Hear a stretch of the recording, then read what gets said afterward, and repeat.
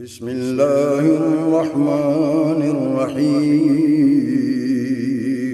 شروع اللہ کے نام سے جو بڑا مہربان نہایت رحم والا ہے۔ معزز دوستو، بیت المقدس وہ مبارک مقام ہے کہ جس کے ارد گرد اللہ تبارک و تعالی نے بے شمار رحمتیں اور برکتیں رکھی ہیں، اور یہ مقام اس وجہ سے بھی مبارک ہے کہ تمام انبیاء کرام علیہم السلام نے یہاں پر حاضری دی، اور معراج کی رات تمام انبیاء کرام علیہم السلام نے حضور اکرم صلی اللہ علیہ وسلم کے ساتھ اسی مقام پر نماز ادا کی۔ اور اس مقام کو یہ بھی فضیلت حاصل ہے کہ سب سے زیادہ انبیاء کرام علیہم السلام یہیں پر مدفون ہیں۔ تو دوستو، آج کی اس ویڈیو میں ہم آپ کو بتائیں گے کہ حضرت ابراہیم علیہ السلام کی وفات کے بعد سے لے کر آج تک یہودی مسجد اقصیٰ کو گرانے کے لیے کیوں تلے ہوئے ہیں، اور مسجد اقصیٰ میں آخر ایسی کون سی چیز دفن ہے کہ جس کو یہودی حاصل کرنا چاہتے ہیں، اور وہ کون سا ایسا مقصد ہے کہ جس کی وجہ سے یہودی جلد از جلد مسجد اقصیٰ پر قبضہ کرنا چاہتے ہیں۔ اور اس کے ساتھ ساتھ آپ کو یہ بھی بتائیں گے کہ حضرت ابراہیم علیہ السلام سے لے کر اب تک کتنی مرتبہ مسجد اقصیٰ کو شہید کیا گیا اور اس کو دوبارہ تعمیر کیا گیا، اور مسلمانوں کی قبلہ اول مسجد اقصیٰ کی تاریخ کیا ہے، اور آج کے دور میں فلسطین میں جو کچھ ہو رہا ہے اس کے پیچھے چھپے حقائق کیا ہیں، اور کیا دجال آنے والا ہے۔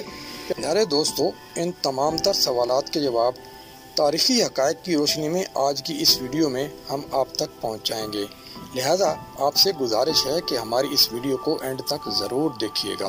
دوستو، بیت المقدس وہ مقام ہے جو تمام بڑے مذاہب کے نزدیک عزت اور احترام کا حامل ہے۔ تمام بڑے مذاہب یعنی یہودی، عیسائی اور مسلمان اس کو عزت اور احترام کی نظر سے دیکھتے ہیں۔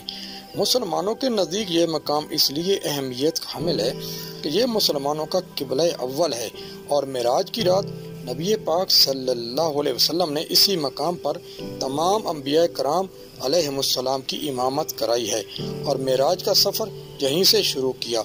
اور یہودیوں کے نزدیک یہ مقام اس لیے افضل ہے کہ حضرت ابراہیم علیہ السلام نے اسی مقام پر اپنے بیٹے حضرت اسماعیل علیہ السلام کی ان کے بقول قربانی پیش کی، اور اسی مقام پر حضرت ابراہیم علیہ السلام نے ہیکل سلیمانی تعمیر کیا تھا جو کہ بعد میں تباہ ہو گیا تھا۔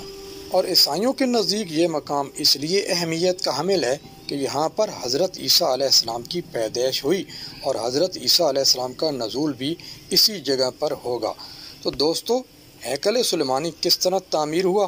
اس واقعے کے پس منظر کچھ یوں ہے کہ جب حضرت ابراہیم علیہ السلام کی قوم یعنی بنی اسرائیل کو ہدایت نصیب ہوئی تو اللہ تبارک و تعالی نے ان سے خوش ہو کر ان کو تابوت سکینہ عطا فرمایا۔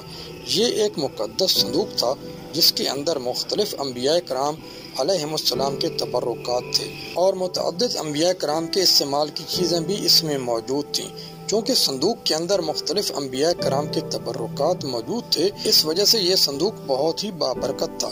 تابوت سکینہ حاصل ہونے کے بعد یہ قوم ہر میدان میں فتح حاصل کرتی، اور اللہ تبارک و تعالی ان کو ہر میدان میں کامیابی عطا فرماتا تھا۔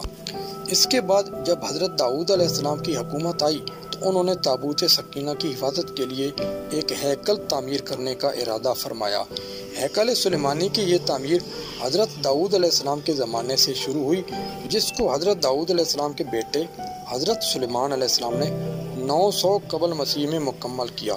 اس ہیکل سلیمانی کو حضرت سلیمان علیہ السلام کے حکم سے جنات نے تعمیر کیا تھا، لہذا یہ ہیکل سلیمانی بہت ہی مضبوط اور خوبصورت تھا۔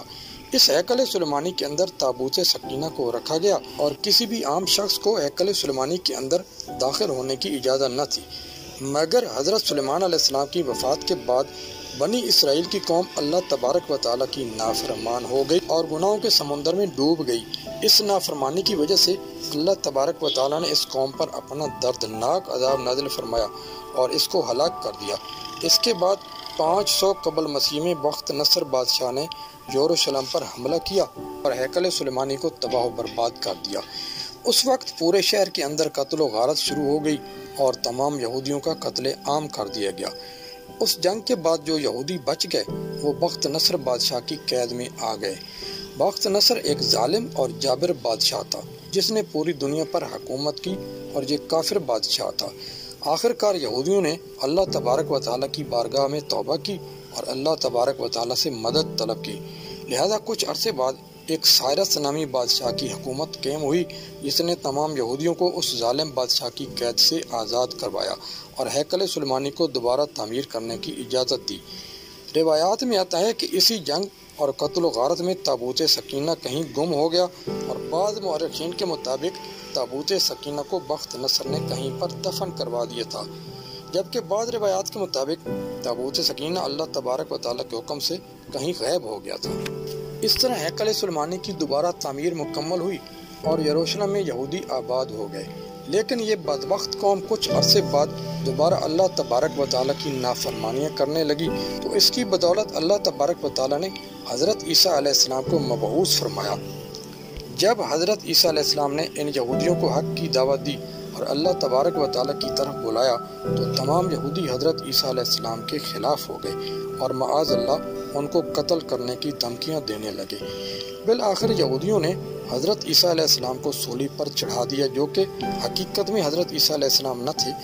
اس نافرمانی کے بعد یہودیوں پر پھر اللہ تبارک و تعالیٰ کا غضب نازل ہو گیا، اور ایک جابر اور ظالم بادشاہ جو کہ بخت نصر سے بھی زیادہ ظالم تھا، یہ بادشاہ جسے دنیا ٹائٹس رومی کے نام سے جانتی ہے، یہ اللہ تبارک و تعالیٰ کا قہر بن کر یہودیوں پر مسلط ہو گیا۔ اس بادشاہ نے یروشلم پر حملہ کیا اور تمام یہودیوں کو کیڑے مکوڑوں کی طرح قتل کر دیا، اور جو یہودی اس قتل و غارت سے بچ گئے وہ یروشلم چھوڑ کر کہیں اور روپوش ہو گئے تھے۔ اس واقعے کے کئی سالوں بعد جب عرب کے اندر اسلام داخل ہوا اور ہمارے آخری نبی حضرت محمد صلی اللہ علیہ وسلم اس دنیا میں تشریف لائے، اور آپ صلی اللہ علیہ وسلم کی برکت سے جب اسلام یروشلم تک پہنچا، تو حضرت عمر رضی اللہ تعالیٰ عنہ نے اپنی دور خلافت میں اسی جگہ پر مسجد اقصی کی تعمیر کرائی، جہاں پر ہیکل سلیمانی تعمیر کیا گیا تھا۔ صدیوں تک یروشلم مسلمانوں کے قبضے میں رہا اور تمام مذاہب کے لیے یروشلم کے دروازے کھلے تھے۔ اس کے بعد زمانہ یوں ہی گزرتا رہا، اور بالآخر جب 19ویں صدی شروع ہوئی، تو 19ویں صدی کے درمیان میں جب دوسری جنگ عظیم ہوئی، تو اس جنگ میں برطانیہ اور امریکہ کی سازش سے یہودیوں کو دوبارہ سے یروشلم میں آباد کر دیا گیا، اور اس طرح مسلمانوں کے خلاف ایک نہ ختم ہونے والی جنگ شروع ہو گئی۔ تو دوستو، آج یہ یہودی اسی مسجد اقصی کو شہید کر کے یہاں پر ہیکل سلیمانی کو دوبارہ تعمیر کرنا چاہتے ہیں، اور تابوت سکینہ کو بھی دوبارہ حاصل کرنا چاہتے ہیں۔ یہودیوں کا یہ ماننا ہے کہ تابوت سکینہ مسجد اقصی کے نیچے دفن ہے، لہذا اس وجہ سے وہ مسجد اقصی کو شہید کرنا چاہتے ہیں۔ اسی مقصد کو حاصل کرنے کے لیے یہودیوں نے کئی بار مسجد اقصی کو نقصان پہنچانے کی کوشش کی، لیکن وہ ناکام رہے۔ آج جو دنیا کے حالات چل رہے ہیں، یہ وہ وقت ہے کہ جس میں قیامت کی تمام چھوٹی چھوٹی نشانیاں مکمل ہو چکی ہیں، اور آہستہ آہستہ بڑی نشانیوں کا ظہور بھی ہونے والا ہے۔ اور یہودی چونکہ دجال کو اپنا مسیحا مانتے ہیں، لہذا دجال کی آمد سے پہلے یہودی یہ چاہتے ہیں کہ مسجد اقصی کو شہید کر کے وہاں پر ہیکل سلیمانی کو تعمیر کیا جائے اور تابوت سکینہ کو حاصل کیا جائے۔ یہودی ایسی بدبخت قوم ہے جو حضرت عیسیٰ علیہ السلام کو اپنا دشمن اور دجال کو اپنا مسیحا مانتی ہے۔ یاد رہے کہ دجال کا ظہور اس وقت ہوگا جب اس دنیا میں دجال کے پیروکار سب سے زیادہ طاقتور ہو جائیں گے۔ آج ہم دیکھ لیں کہ دنیا کے اندر سب سے زیادہ طاقتور یہودی قوم ہی ہے، اور یہی وہ قوم ہے جو دجال کو اپنا مسیحا مانتی ہے۔